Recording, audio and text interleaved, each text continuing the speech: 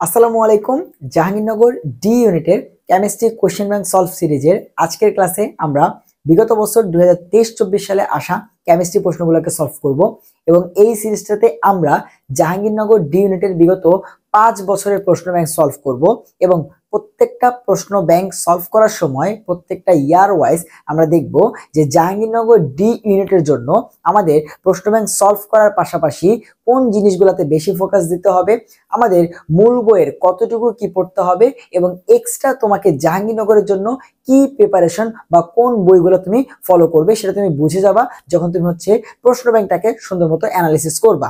এবং এই সিরিজের আজকের প্রথম ক্লাসে আমরা যখন প্রশ্নগুলোকে দেখব যে জাহাঙ্গীরনগর ডি ইউনিটে আমাদের কেমিস্ট্রির যে 22টা কোশ্চেন আসার কথা, সেই 22টা কোশ্চেনের মধ্যে কিরকম প্রশ্ন ডিরেক্ট মেন বই থেকে আসে, কিরকম প্রশ্ন তোমার মেন বইয়ের একদম আনকমন লাইনগুলা থেকে আসে এবং কিরকম প্রশ্ন মেন বইয়ের বাইরে থেকে শুধুমাত্র জাহাঙ্গীরনগর ডি ইউনিট স্পেশাল টাইপের প্রশ্নগুলা আসে। তো তার জন্য তোমাদের কি করতে হবে, জাহাঙ্গীরনগরের প্রশ্ন ব্যাংক এবং এজন্য যে প্রিপারেশন বুকগুলো আছে সেগুলো তোমাকে পড়তে হবে। তো চলো আমরা প্রশ্ন ব্যাংক সলভ সিরিজের প্রথম ক্লাসে 2023-24 সালে বিগত বছর যে প্রশ্নগুলো আসছিল কেমিস্ট্রিতে জাহাঙ্গীরনগর ডি ইউনিটে সেগুলোকে সলভ করা শুরু করি। তাহলে আমাদের প্রথম প্রশ্ন কি ভাইয়া? আমাদের প্রথম প্রশ্ন আমাদেরকে জিজ্ঞাসা করছে যে সালফার যে মৌলটা আছে, সালফার এস, সেটা কোন গ্রুপের অন্তর্ভুক্ত মৌল? বলছে গ্রুপ, কিন্তু দেওয়া আছে ব্লক। তো তুমি অপশন দেখে বুঝতে পারতেছো যেটা কোন ব্লকের মৌল, এই প্রশ্ন জিজ্ঞাসা করছে। এখন এই প্রশ্নটা এটা তো সব জায়গাতে আছে, খুব বেসিক একটা প্রশ্ন যে ভাইয়া আমরা জানি যে কোনো একটা মৌলকে ইলেকট্রন বিন্যাস করলে তার লাস্ট ইলেকট্রনটা যেই তোমার অরবিটালে যায় sp-df এর মধ্যে, সেটাকে আমরা বলি সেই ব্লকের। তো এই যে সালফার, এই সালফারের ইলেকট্রন কয়টা ভাইয়া? 16টা। তো ইলেকট্রন বিন্যাস করলে আসে 1s2 2s2 2p6 3s2 এবং 3p4, অর্থাৎ সালফারের লাস্ট ইলেকট্রনটা 3p তে গেছে বা p তে গেছে। তো এই জন্য সালফার কিন্তু কোন ব্লক মৌল? সালফার p ব্লক মৌল। অথবা আমরা এভাবেও বের করতে পারি, আমরা জানি যে ভাইয়া 1 নাম্বার এবং 2 নাম্বার গ্রুপের যে মৌলগুলা তারা এস ব্লক, ঠিক আছে। 3 নাম্বার গ্রুপ থেকে 12 নাম্বার গ্রুপ পর্যন্ত এরা ডি ব্লক। 3 নাম্বার গ্রুপ থেকে 12 নাম্বার গ্রুপ পর্যন্ত এরা ডি ব্লক। 13 নাম্বার গ্রুপ থেকে 18 নাম্বার গ্রুপ পর্যন্ত এরা নরমালি পি ব্লক। ওইভাবেও কিন্তু আমরা অ্যান্সার করতে পারতাম যে সালফার 16 নাম্বার গ্রুপ, যেটা 13 থেকে 18 এর মধ্যে, তাই সালফার পি ব্লক। বাট তার থেকে সহজ কোনটা? আমরা জানি ইলেকট্রন বিন্যাস করলে লাস্ট ইলেকট্রনটা যেখানে যাবে সেটা ওই ব্লকের। তো খুব সহজে আমরা কিন্তু এই প্রশ্নটা অ্যান্সার করতে পারলাম। এটা কিন্তু খুবই বেসিক একটা প্রশ্ন। এরপরে প্রশ্নে আমরা আসি যে পি মৌলের ইলেকট্রন বিন্যাস কোনটি? পি হচ্ছে ফসফরাস। সো ইলেকট্রন বিন্যাস আমাদেরকে করতে বলছে। তো ফসফরাস ইলেকট্রন বিন্যাস আমরা সবাই পারি। ফসফরাস কত? 15। ইলেকট্রন বিন্যাস কত ভাইয়া? 1s2 2s2 2p6 3s2 এবং 3p3, যেহেতু 15টা, তাহলে যে 10টা 12টা 3টা 15টা, তাহলে এইটা যে অপশনে থাকবে সেটা অ্যান্সার। সেই প্রশ্নটা খুবই সহজ আসছে। 1s2 2s2 2p6 3s2 3p3। এই যে দেখো আমাদের এই অপশনটাতে তাকায় দেখো যে আমাদের হুবহু এই ইলেকট্রন বিন্যাসটা এখানে দেওয়া আছে। তো অ্যান্সার কোনটা? Answer B. সো শুরুতে কিছু বেসিক কোশ্চেন কিন্তু আছে। সো তুমি যখন প্রশ্ন ব্যাংকটা সলভ শুরু করলা, শুরুতে তুমি কিছু সহজ প্রশ্ন পাইলা, তাই না? সো সহজ প্রশ্নগুলা কিন্তু সব ভার্সিটি অ্যাডমিশনে আসে। তো ওই সহজ প্রশ্নগুলাতে ভুল করা যায় না, সহজ প্রশ্নগুলাতে ভুল করা যায় না। কারণ এই প্রশ্নটা যে মাঝারি লেভেলে পড়াশোনা করছে সেও পারে, যে এভারেজ পড়াশোনা করছে সেও পারে, যে বেশি পড়াশোনা করছে সেও পারবে। অর্থাৎ এখানে কারো ভুল করার কথা না। এই প্রশ্নগুলা বা পারা প্রশ্নগুলা যে ভুল করে দিয়ে আসবে তার কিন্তু চান্স পাওয়ার পসিবিলিটি কমে যাবে। সে যে পারা বা সহজ প্রশ্নগুলাতে ভুল করা যাবে না, এগুলো খুব সাবধানে কিন্তু অ্যান্সার করতে হবে। কারণ পরীক্ষা হলে প্রেসারে পারা জিনিসও কিন্তু ভুল যায়। বাট তোমার মাথায় রাখতে হবে যে পারা জিনিস ভুল করা যাবে না। কঠিন জিনিসে ভুল হইতেই পারে, বাট পারা জিনিসে ভুল করা যাবে না। তো খুবই সহজ দুইটা প্রশ্ন শুরুর দিকে ছিল। এরপরে আসো যে COCl2 এই অণুতে কার্বন পরমাণুটি কোন ধরনের সংকরায়নে তোমার আছে? সো এর সংকরণ বের করার আগে তুমি কি যৌগটাকে চিনো? CaCl2 এটা কি? এটা হচ্ছে আমাদের সেই বিখ্যাত ফসজিন গ্যাস। এটা হচ্ছে আমাদের বিখ্যাত সেই ফসজিন গ্যাস, যেটা কই থেকে তৈরি হয়? এটা হচ্ছে আমাদের ওই যে ক্লোরোফর্ম যদি বাতাসের তোমার হচ্ছে সংস্পর্শে আসে সেখান থেকে ফসজিন গ্যাস তৈরি হয়। যারা জৈব যৌগ পড়ছো তারা জানো যে ক্লোরোফর্ম CHCl3 যখন বাতাসের অক্সিজেনের সাথে বিক্রিয়া করে সেখানে সে তৈরি করে ফসজিন গ্যাস COCl2 প্লাস হচ্ছে HCl। এই যে ফসজিন গ্যাস তোমাকে জিজ্ঞাসা করছে এই ফসজিন গ্যাসটা কেমন সংকরায়ন, এবং তুমি যদি ভাইয়ার 10 সেকেন্ডে সংকরায়ন নির্ণয় করার যে ভিডিওটা সেইটা দেখে থাকো, বা তুমি যদি সংকরায়ন নির্ণয় করার যে বেসিক কনসেপ্ট সেটা জানো, যে সংকরায়ন বের করার জন্য আমাদের কি করতে হয়, এই যে কেন্দ্রীয় মৌলটা আছে এই কার্বন কি করতে হবে, লাস্টে কয়টা ইলেকট্রন আছে সেটা দিয়ে দিতে হবে। সো কার্বনের লাস্ট ইলেকট্রন থাকে 4টা, এটা আমরা খুব ভালো মতো জানি, দিয়ে দিলাম। এবার সাথে কি আছে, একটা অক্সিজেন আছে, 2টা ক্লোরিন আছে। সো এক একটা ক্লোরিন তো একটা ইলেকট্রন করে নেয়, তাহলে এই ইলেকট্রনটা একটা ক্লোরিনকে দিয়ে দিলাম, এই ইলেকট্রনটা একটা ক্লোরিনকে দিয়ে দিলাম, আর একটা অক্সিজেন বাকি আছে। তুমি জানো একটা অক্সিজেন 2টা ইলেকট্রন নেয়, তাহলে এই যে 2টা ইলেকট্রন আছে এই 2টা ইলেকট্রন একটা অক্সিজেন নিয়ে যাবে, তাহলে এইটা হচ্ছে COCl2 বা ফসজিন গ্যাস। তো সংকরণ বের করার সূত্র কি? আমরা জানি সংকরণ বের করার সূত্র হচ্ছে কোন একটা যৌগের মধ্যে সিগমা বন্ড প্লাস সেখানে লোন পেয়ার কয়টা আছে সেটা আমাকে গুনতে হবে। সো এই যে COCl2 এই যৌগের মধ্যে কার্বনের লাস্টের 4টা ইলেকট্রনই কোনো না কোনো বন্ধনে আছে, সেখানে কোনো লোন পেয়ার বা ফাঁকা ইলেকট্রন নাই, তাহলে লোন পেয়ার কয়টা? লোন পেয়ার হচ্ছে 0টা। আর সিগমা বন্ড কয়টা দেখো তো, এই ক্লোরিন একটা ইলেকট্রন শেয়ার করছে, একটা সিগমা বন্ড, এই ক্লোরিন একটা ইলেকট্রন শেয়ার হয়েছে, একটা সিগমা বন্ড, আর এখানে অক্সিজেনের সাথে 2টা ইলেকট্রন শেয়ার হয়েছে এবং ডাবল বন্ড ক্রিয়েট হয়েছে। এবং তুমি জানো ডাবল বন্ডের একটা হচ্ছে সিগমা আর একটা হচ্ছে পাই, তাহলে এই COCl2 বা ফসজিনের মধ্যে সিগমা বন্ড হইলো কয়টা? এইটার সাথে একটা, এইখানে একটা, এবং এই ডাবল বন্ডের মধ্যে একটা, তাহলে 3টা। তাহলে 3 আর কোনো লন পেয়ার তো নাই কারণ 4টা ইলেকট্রনই শেষ, তাহলে 3 + 0 কত আসলো? 3। তাহলে 3 হলে সংকরণ কি? sp2। তাহলে ফসজিন গ্যাসের কার্বনের সংকরণটা কি? sp2। ফসজিন গ্যাসে কার্বনের সংকরণ কি? sp2। এখন তুমি চিন্তা করে দেখো যে তুমি যদি ওই যে সংকরণের এই বেসিক কনসেপ্টটা পারো, তোমার খাতায় বা প্রশ্নে একটা দাগও দেওয়া লাগবে না। আমরা কিভাবে শিখছিলাম মনে আছে? কার্বন লাস্টে 4টা ইলেকট্রন আছে, তো সাথে কয়টা আছে? 2টা ক্লোরিন, তাহলে 2টা ইলেকট্রন 2টা ক্লোরিন নিয়ে যাবে আর 2টা ইলেকট্রন অক্সিজেন নিয়ে ডাবল বন্ড বানায় ফেলবে। সো ডাবল বন্ডের মধ্যে একটা সিগমা, 2টা ক্লোরিনের সাথে 2টা সিগমা, সিগমা হইলো কয়টা? 3টা। কোন ইলেকট্রন তো ফাঁকা নাই, 3 + 0 তো কত হইলো? 3। 3 হইলে কি হয়? sp2। শেষ। আমি খাতায় কোনো দাগও দিব না, আমি চিন্তা করে করি বা চোখ দিয়ে যৌগটা দেখেই তোমার হচ্ছে কল্পনা করে অ্যান্সার দিয়ে দিতে পারো। কথা বুঝতে পারছো? সেগুলো প্র্যাকটিসের বিষয়, তুমি যত প্র্যাকটিস করবা তত তাড়াতাড়ি এগুলো অ্যান্সার করতে পারবা। আবার অনেকে আসো ওই যে half v + m - c + a এই সূত্র দিয়ে শিখছো, তো তোমার যেই সূত্র দিয়ে বা যেভাবে তুমি শিখছো সেভাবেই করো। তোমাকে আমি জোর করে এখন পরীক্ষার আগে এই বেসিক শিখতে বলবো না, বাট এভাবে করলে কি হয় দেখো, আমি যৌগটার স্ট্রাকচার জানতেছি, যে ক্লোরিনের সাথে কয়টা বন্ড হয়েছে, অক্সিজেনের সাথে কয়টা বন্ড হয়েছে, যেটা আমাকে ফার্দার এটার তোমার হচ্ছে আকার, বন্ধন কোণ এগুলো জানতে গেলে হেল্প করবে। কথা বুঝতে পারছো? এজন্য এভাবে শেখাটা বেটার। বাট তুমি যদি হচ্ছে ওইভাবে শিখে আসো তোমার পুরা হচ্ছে একাডেমিক ক্যারিয়ার থেকে, ওকে ফাইন, ঠিক আছে, তুমি ওইভাবে বের করো। বাট এভাবে বের করাটা কিন্তু সুবিধাজনক, খাতায় কোনো দাগও দেওয়া লাগে না, চিন্তা করে অ্যান্সারটা করা যায়। ঠিক আছে, তাহলে এটার অ্যান্সার কি? sp2।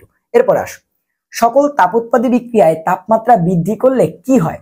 তাপোৎপাদী বিক্রিয়াতে তাপমাত্রা বৃদ্ধি করছি, তাহলে কি হবে? সো আগে আমি দেখি এখানে প্রশ্নের অপশনগুলা কি বলছে। সাম্য ধ্রুবক বা সাম্যাঙ্ক, এটা মানে সাম্য ধ্রুবক কেপি কেসি এগুলার মান বৃদ্ধি পায়, সাম্য ধ্রুবকের মান অপরিবর্তিত থাকে, সাম্য ধ্রুবকের মান হ্রাস পায়, উৎপাদে বেড়ে যায়। আচ্ছা, তাহলে তুমি একটু চিন্তা করে দেখো, এটা রাসায়নিক পরিবর্তনের একটা প্রশ্ন। তো প্রথমে আসো, সাম্য ধ্রুবকের সাথে তাপমাত্রার সম্পর্কটা কি? সো 2 ধরনের বিক্রিয়া আছে, একটা হচ্ছে তাপ উৎপাদী বিক্রিয়া, একটা হচ্ছে তাপ হারি বিক্রিয়া। ভাইয়া, তাপ উৎপাদী বিক্রিয়াতে তুমি যদি তাপমাত্রাটা বাড়াও, তাহলে বিক্রিয়া পিছনের দিকে আসে লাসাতেলের নীতি অনুযায়ী। তাপ উৎপাদী বিক্রিয়াতে ধরো এটা হচ্ছে বিক্রিয়ক, ঠিক আছে, এটা হচ্ছে বিক্রিয়ক এবং এটা হচ্ছে উৎপাদ। সো এটা যদি একটা তাপ উৎপাদী বিক্রিয়া হয়, মানে ΔH = যদি নেগেটিভ হয়, তাহলে এই বিক্রিয়াতে তাপমাত্রা বাড়াইলে বিক্রিয়া পিছনের দিকে চলে আসবে। সো বিক্রিয়া যদি পিছনের দিকে চলে আসে, উৎপাদ কমে যাবে, উৎপাদ কমে বিক্রিয়াটা পিছনের দিকে আসবে। এবং তুমি জানো কেপি বলো কেসি বলো এগুলো যখন আমরা বের করি তখন আমরা উপরে লিখি হচ্ছে উৎপাদের আংশিক চাপ, এবং এই কেসি বের করতে গেলে লিখি উৎপাদের তোমার হচ্ছে ঘনমাত্রা। তার মানে উৎপাদটা উপরে থাকে, তো তাপ উৎপাদী বিক্রিয়াতে তাপমাত্রা বাড়াইলে বিক্রিয়া পিছনে আসতেছে, মানে উৎপাদটা ভেঙে গিয়ে বিক্রিয়ক তৈরি করতেছে, মানে উৎপাদ কমে যাচ্ছে। আর উৎপাদ যদি কমে যায় তাহলে এই যে কেপি কেসি বা এই যে কে, এই কেও কি হয়ে যাবে, কমে যাবে। তার মানে তাপ উৎপাদী বিক্রিয়াতে তাপমাত্রা বাড়াইলে বিক্রিয়া পিছনের দিকে আসে, উৎপাদ কমে যায়, আর উৎপাদ কমলে কেপি কেসি বা সাম্য ধ্রুবকের মানটাও কমে যাবে। এই কথাটা আমাদেরকে কে বলছে, ভ্যান ডফ বলছে, অথবা আমরা লা শাতেলের নীতি দিয়েও কি করতে পারি, ব্যাখ্যা করতে পারি। ভ্যান ডফ আমাদেরকে কিন্তু বলছিল যে কেপিকেসির মান বা কে এর মান কিভাবে হবে, তাপ উৎপাদী বিক্রিয়াতে তাপমাত্রা বাড়াইলে কেপিকেসির মান কমবে, তাপ হারি বিক্রিয়াতে তাপমাত্রার মান বাড়াইলে কেপিকেসির মান বাড়বে। ঠিক আছে, সো ভ্যান ডফ দিয়ে আমরা বলতে পারি। আর এখানে তো তোমাদের লা শাতেলের নীতি দিয়ে দেখাইলাম যে উৎপাদ কমে গেলে কেপিকেসির মানও কমে যাবে। তাহলে দেখো আমরা কি বলতে পারি, যে সাম্য ধ্রুবকের মান হ্রাস পাবে বা কমে যাবে। আর বাকি অপশনগুলো দেখো, সাম্য ধ্রুবকের মান বাড়বে না, সাম্য ধ্রুবক অপরিবর্তিত থাকবে না, এবং উৎপাদ কি বেড়ে যাবে না, এটাও ভুল। তাহলে একটাই অ্যান্সার, সেটা হচ্ছে সাম্য ধ্রুবকের মান হ্রাস পায়। সো দেখো বেসিক কনসেপ্ট দিয়ে কিন্তু এটা অ্যান্সার করা যায়, যে লা শাতেলের নিতে পারে সেই কিন্তু এটা অ্যান্সার করতে পারবে। এরপর আসো 0.125 মোলার সোডিয়াম কার্বনেট দ্রবণের পিএইচ কত। সো প্রথমে আসো, এই যে সোডিয়াম কার্বনেট যেটা আছে, তুমি যদি হ্যান্ড ক্যালকুলেশনের ক্লাসটা করে থাকো ভাইয়ার, তাহলে তোমার কিন্তু এই টাইপের পিএইচ এর প্রশ্ন এগুলোতে আটকানোর কোনো সুযোগই নেই। কারণ তোমাদের কিন্তু হ্যান্ড ক্যালকুলেশন যে প্রো সিরিজটা ভাইয়ার চ্যানেলে দেওয়া আছে, তুমি প্লেলিস্টে যাও, গিয়ে দেখো হ্যান্ড ক্যালকুলেশন প্রো সিরিজ আছে, সেখানে কেমিস্ট্রির যত ম্যাথ আছে সেটা হাতে কলমে কেমনে ক্যালকুলেশন করবা, তোমার মেডিকেল ডেন্টাল ভার্সিটিতে আসা যে ম্যাথগুলা সেগুলাকে নিয়ে প্রশ্ন সলভ করে করে ধরে ধরে দেখাই দিছি। ঠিক আছে, সো এই যে একটা ছোট্ট ম্যাথ এখানে দিছে।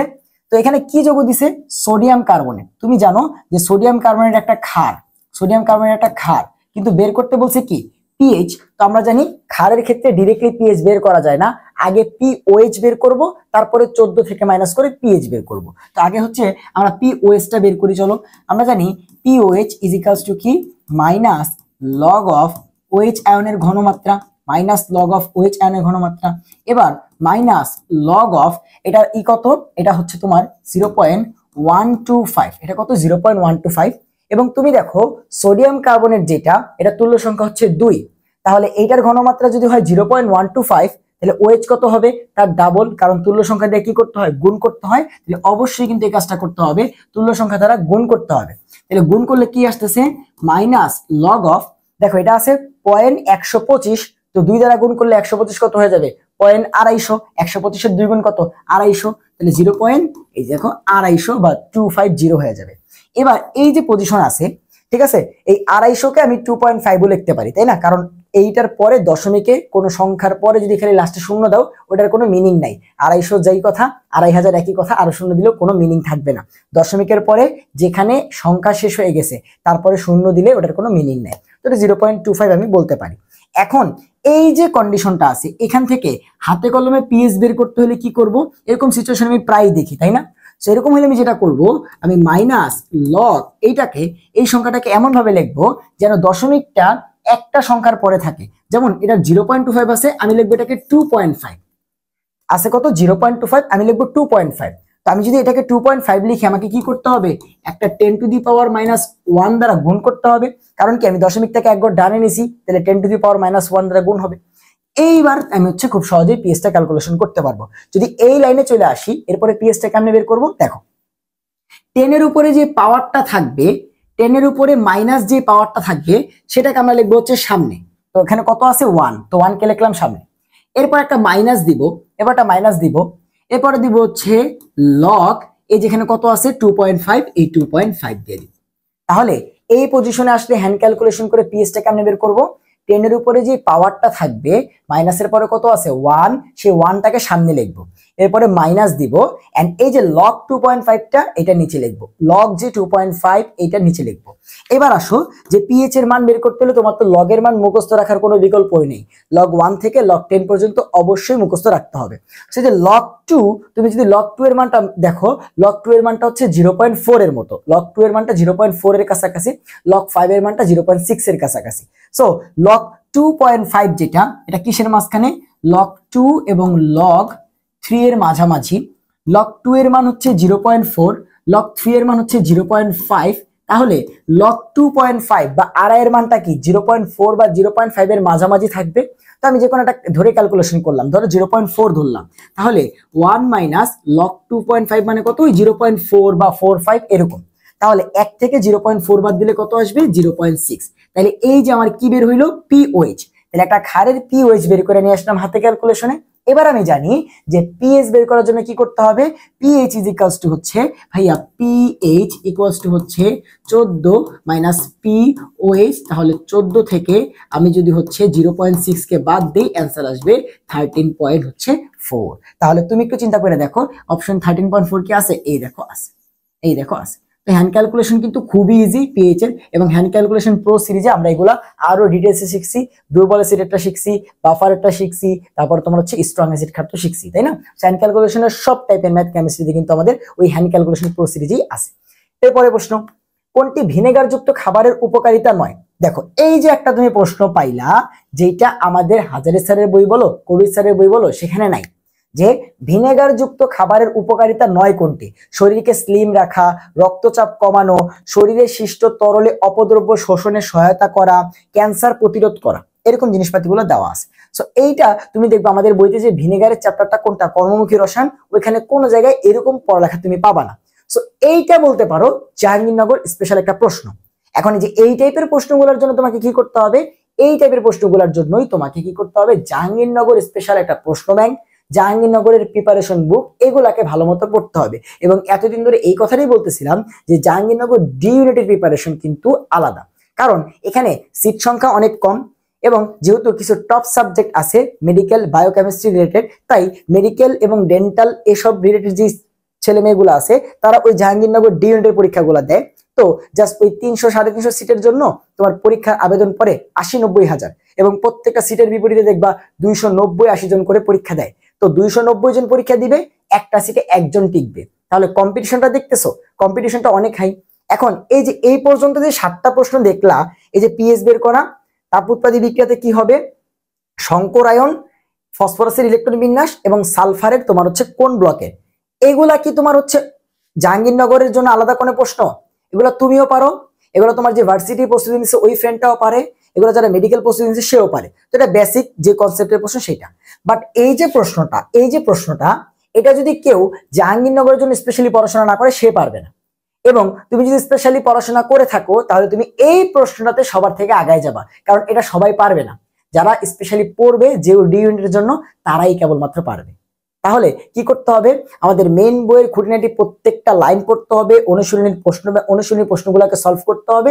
এরপরে তোমাকে জাহাঙ্গীরনগর ডি ইউনিটের প্রশ্ন, ঠিক আছে, বিভিন্ন ভার্সিটির প্রশ্ন এবং জাহাঙ্গীরনগরের একটা প্রিপারেশন বুক তোমাকে অবশ্যই পড়তে হবে, কারণ জাহাঙ্গীরনগর ডি ইউনিটের কম্পিটিশনটা অনেক হাই, এবং এজন্য এখানে 4 থেকে 5টা প্রশ্ন কি করে তোমার হচ্ছে উদ্ভট টাইপের, একটু বাইরে থেকে করে। এটার জন্য তোমাকে অবশ্যই প্রশ্ন ব্যাংক আর প্রিপারেশন বুকটা পড়তে হবে। আশা করি তুমি ক্লিয়ার, ঠিক আছে। সো বলছে ভিনেগার যুক্ত খাবারের জন্য, এই যে ভিনেগার যুক্ত খাবার, এইটার জন্য শরীর উপকারিতা নয় কোনটি?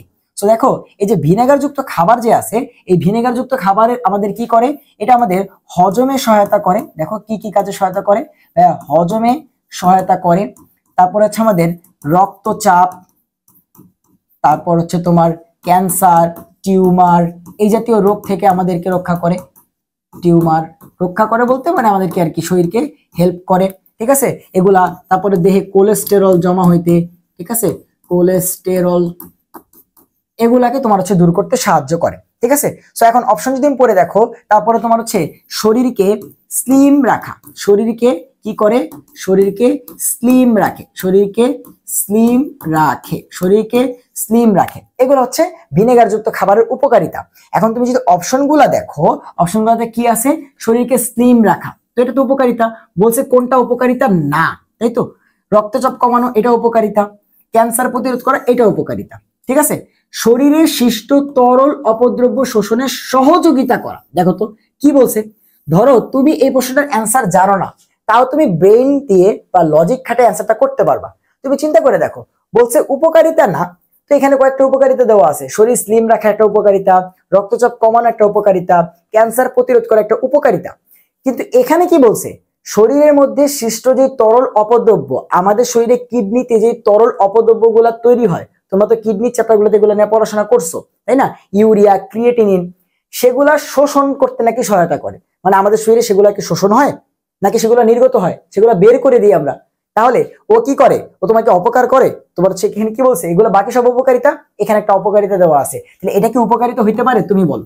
ধরো তুমি এগুলো পড়ো নাই, তারপরেও তুমি অ্যান্সার করতে পারবা, বাট বেস্ট কি? বেস্ট হচ্ছে তুমি জাহাঙ্গীরনগর একটা প্রিপারেশন বুক পড়ো, তখন তুমি এই টাইপের প্রশ্নগুলো স্পেশালি জানতে পারবা। ঠিক আছে? তাহলে এই দেখো, এটা আমি চাইলে ব্রেন দিয়ে অ্যান্সার করতে পারতাম, বাট সব কিন্তু অ্যান্সার করতে পারবা না। কিছু এরকম প্রশ্ন থাকবে সেটা লজিক দিয়ে অ্যান্সার করতে পারবা না, তোমাকে কি করতে হবে? ওই যে জাহাঙ্গীরনগর যে প্রিপারেশন বুক বা প্রশ্ন ব্যাংক, ওটা পড়তেই হবে। ঠিক আছে? সো এই যে দেখো, ও কি করে? ও হচ্ছে শরীরে সৃষ্ট অপদ্রব্য, শরীরে সৃষ্ট অপদ্রব্য দূর করতে সহায়তা করে, শোষণ করতে সহায়তা করে না, দূর করতে সহায়তা করে। কি করে? দূর করতে সহায়তা করে। মনে থাকবে? সো এই প্রশ্নটা আমরা বেসিক দিয়ে অ্যান্সার করতে পারতাম, বাট এমনি তোমার হচ্ছে মনে রেখে দাও যে শরীরকে হজমে সহায়তা করা, রক্তচাপ, ক্যান্সার, টিউমার, এগুলোর তোমার হচ্ছে উপকারিতা, কোলেস্টেরল থেকে শরীরকে মুক্ত রাখা, শরীরকে স্লিম রাখা এবং অপদ্রব্য দূর করতে সহায়তা করে। আমাদের বলছে ভিনেগারযুক্ত খাবারের উপকারিতা 9 কোনটা? এই যে তোমার অপদ্রব্য শোষণ করতে সহযোগিতা করা, এটা সে করে না। ঠিক আছে? ওকে, এরপরে প্রশ্নে আসো। মাছকে ভিনেগার এবং পানির মিশ্রণে 15 থেকে 20 মিনিট রেখে দিলে সেখানে মাছে ব্যবহৃত ফরমালিন শতকরা কত ভাগ অপসারিত হয়? এইটা তুমি হাজারি স্যারের বই খুলো, কবির স্যারের বই খুলো, কোথাও পাবা না। সো বইয়ের বাইরে থেকে একটা প্রশ্ন আসছে এবং জাহাঙ্গীরনগর ডি ইউনিট স্পেশাল একটা প্রশ্ন। সো যে এইসব প্রশ্নের জন্য তোমাকে কি করতে হবে? ওগুলা পড়তে হবে। ঠিক আছে? ওগুলো তোমাকে পড়তে হবে এবং তোমার জানতে হবে যে মাছকে ভিনেগার এবং পানির মিশ্রণে 15 থেকে 20 মিনিট রাখলে প্রায় 99% ফরমালিন সেখান থেকে দূর হয়। কত পার্সেন্ট? 99%। মাছকে ভিনেগার আর পানির মিশ্রণের মধ্যে 15 থেকে 20 মিনিট রাখলে 99% পর্যন্ত ফরমালিন দূর হয়। আর আরেকটা জিনিস জানা রাখো, আরেকটা জিনিস, যে তুমি যদি চালের পানির মধ্যে ভিজায় রাখো মাছকে, তাহলে সেখান থেকে কি হবে? প্রায় 70% ফরমালিন দূর হয়। ঠিক আছে? এটা একটু এক্সট্রা জেনে রাখো যে চালের পানির মধ্যে রাখলে সেটা হচ্ছে 70% দূর হয়। এখন এগুলা ভাইয়া কই থেকে পড়ছি? এগুলো তো হাজারি স্যারের বইতে নাই, কবির স্যারের বইতে নাই। ভাইয়া হচ্ছে ওগুলো যখন স্টুডেন্টকে পড়াই তখন আমরা এগুলো দেখছি যে তোমার চালের পানিতে ভিজায় রাখলে 70%, ভিনেগার আর পানিতে ভিজায় রাখলে 99% দূর হয়। তাহলে অ্যান্সার কি? অ্যান্সার হচ্ছে 99% পর্যন্ত ফরমালিন দূর হয়। কখন? যখন আমরা ভিনেগার এর মধ্যে, পানির মধ্যে মাছকে ভিজায় রাখি। ক্লিয়ার? ওকে, এরপর আসো যে চিনির তুলনায় অ্যালিটেম এটা কত গুণ বেশি মিষ্টি? দেখো, আমরা চিনির বদলে কিছু জিনিস ইউজ করি। কি কি? যেমন হচ্ছে স্যাকারিন, এটা তোমরা সেই বাচ্চাকাল থেকে শুনে আসছো, আইসক্রিমের মধ্যে আমরা স্যাকারিন ইউজ করতাম, তাই না? আমি ধরো হচ্ছে যখন ওই ছোটবেলায় 2 টাকা করে আইসক্রিম গুলো পাওয়া যেত, ওগুলো যখন খাইতাম তখন আব্বু বলতো এইগুলো খাইস না, এগুলোর মধ্যে স্যাকারিন থাকে, অনেক মিষ্টি দিয়ে বানায় রাখে, তাই না? এই সেই স্যাকারিন যেগুলো আমরা চিনির বদলে ইউজ করি। ঠিক আছে? তারপরে তোমার হচ্ছে যে এই অ্যালিটেম এগুলা বইয়ের কোথাও তুমি পাবা না। ঠিক আছে? এগুলো জাহাঙ্গীরনগর ডি ইউনিট স্ট্যান্ডার্ড প্রশ্ন। ঠিক আছে? অ্যালিটেম, এরপরে কি? এরপর হচ্ছে ভাইয়া সুক্রালোজ। ঠিক আছে? সেগুলো চিনির পরিবর্তে ব্যবহার করা হয়। এখন এই যে এইগুলো যে আমরা চিনির পরিবর্তে ব্যবহার করি, এগুলো চিনির তুলনায় কত গুণ মিষ্টি? এই যে স্যাকারিন যেটা আছে, স্যাকারিন এইটা চিনির তুলনায় প্রায় 550 গুণ মিষ্টি। একটা চিনির তুলনায় প্রায় 550 গুণ মিষ্টি হচ্ছে স্যাকারিন। অ্যালিটেম যেটা আছে, আমাদের প্রশ্নে যেটা জিজ্ঞাসা করছে, এই অ্যালিটেম প্রায় 2000 গুণ বেশি শক্তিশালী। চিনির তুলনায় 2000 গুণ বেশি শক্তিশালী হচ্ছে অ্যালিটেম। আর সুক্রালোজ যেটা আছে, এটা প্রায় 600 গুণ বেশি শক্তিশালী। 600 গুণ বেশি শক্তিশালী। ঠিক আছে? তাহলে আমাদের কি জিজ্ঞাসা করছে? বলছে অ্যালিটেমটা কত গুণ বেশি মিষ্টি? অ্যালিটেমটা হচ্ছে ভাইয়া 2000 গুণ বেশি মিষ্টি। তো এই জিনিসগুলো তুমি তখনই জানতে পারবা যখন তুমি হচ্ছে জেইউ ডি স্ট্যান্ডার্ড প্রশ্নগুলো সলভ করবা। এরপর ইউভি রশ্মি শনাক্তকরণের মাধ্যমে টাকার নিরাপত্তা সুতায় নীল বর্ণের বিকিরণ দেওয়ার জন্য কোন ধাতব অক্সাইড ব্যবহার করা হয়? এইটা আবার হাজারি স্যারের বই থেকে প্রশ্নটা করছে। এই প্রশ্নটা হাজারি স্যারের বই থেকে করছে, কারণ তুমি যদি হাজারি স্যারের বইয়ে ইউভি রশ্মি দিয়ে জাল টাকা, জাল পাসপোর্ট শনাক্তকরণের ওই টপিকটা মেন বই থেকে পড়ো, তাহলে তুমি তখন দেখবা যে আমরা জাল টাকা এবং জাল পাসপোর্ট শনাক্তকরণের জন্য কি করি? ফসফোর জাতীয় একটা পদার্থ ইউজ করি। কি ব্যবহার করি ভাইয়া? ফসফোর। এই যে ফসফোর, এই ফসফোর মেইনলি কি? এই ফসফোর হচ্ছে বিভিন্ন ধাতব অক্সাইড। এই ফসফোর হচ্ছে বিভিন্ন ধাতব অক্সাইড, তার সাথে ল্যান্থানাইট আয়নের মিক্স। তার সাথে ল্যান্থানাইট আয়নের মিক্স, তার সাথে তোমার হচ্ছে ল্যান্থানাইট আয়নকে মিক্স করে বানানো হয় হচ্ছে আমাদের এই ফসফর, এবং সেটা আলটিমেটলি কি করে, ওই যে আমরা যখন ইউভি লাইটটা মারি সেখান থেকে একটা দৃশ্যমান আলো সে বাইরে বিকিরণ করে। এখন এই যে বাইরে বিকিরণ করে, সেখানে হাজারি স্যারের বইতে কিছু কালার দেওয়া ছিল যে এইটা অমুক কালার, ঠিক আছে। এখানে কি কি ছিল দেখবা বইয়ের মধ্যে, এটা ছিল বেরিলিয়াম, ম্যাগনেসিয়াম, অ্যালুমিনিয়াম অক্সাইড, তারপরে ইট্রিয়াম অক্সাইড, তারপরে সেরিয়াম, ম্যাগনেসিয়াম, অ্যালুমিনিয়াম অক্সাইড, এই তিনটা যৌগ দেখবা দেওয়া আছে। তার মধ্যে এই যে আমাদের বেরিয়াম, ম্যাগনেসিয়াম, অ্যালুমিনিয়াম অক্সাইড যে যৌগটা আছে, এইটা যখন ফসফর ইউজ করি তখন সেখান থেকে কি আসে, আমাদের এই নীল বর্ণটা আসে। এইটার মধ্যে আলটিমেটলি আমাদের কি বর্ণটা আসে, এটার মধ্যে আমাদের নীল বর্ণটা আসে। ইট্রিয়াম অক্সাইড যেটা আছে এটা খুব সম্ভবত সবুজ বর্ণ বা লাল বর্ণ আসে, এটা সম্ভবত লাল বর্ণ আসে, একটু চেক দিয়ে নিও। আর এইটাই মেবি হচ্ছে তোমার সবুজ বর্ণ আসে, ঠিক আছে। সো এইটা হাজারি স্যারের বই থেকে প্রশ্নটা করছে। তুমি যদি হাজারি স্যারের বইয়ের প্রত্যেকটা লাইন পড়ে যেতে পারো তাহলে তুমি জাহাঙ্গীরনগরে প্রশ্ন কমন পাবা। প্রত্যেকটা লাইন পড়তে হবে, তুমি দাগানো লাইন পড়ে কমন পাবা না, কারণ কোনো মেডিকেল পরীক্ষাতে দাগানো লাইনে এত ডিটেলসে পড়ায় না।